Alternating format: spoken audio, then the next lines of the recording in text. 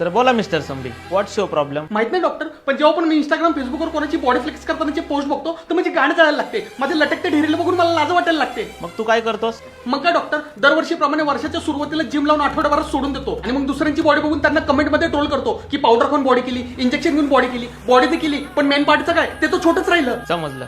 त्या डिस्कडे बघ, म्हणजे तुला हलकी हलकी झोप येईल.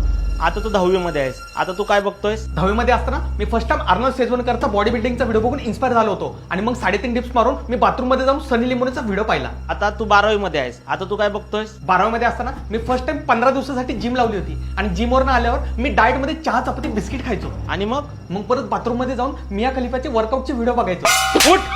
काय झालं डॉक्टर? तुझी बॉडी कधीच नाही बनू शकत. असं नका बोलू डॉक्टर, किती दिवस असेल लटकले ढेरी आणि छाती घेऊन फिरणार आहे. आता तर मित्र पण येता जाता पिचू पिचू करून माझी छाती दाबून माझा विनभंग करायला लागले. सगळे बोलतात तू बनियान नाही ब्रा घालत जा. अरे नाही होऊ शकत बाबा काही. प्लीज डॉक्टर असं नका बोलू.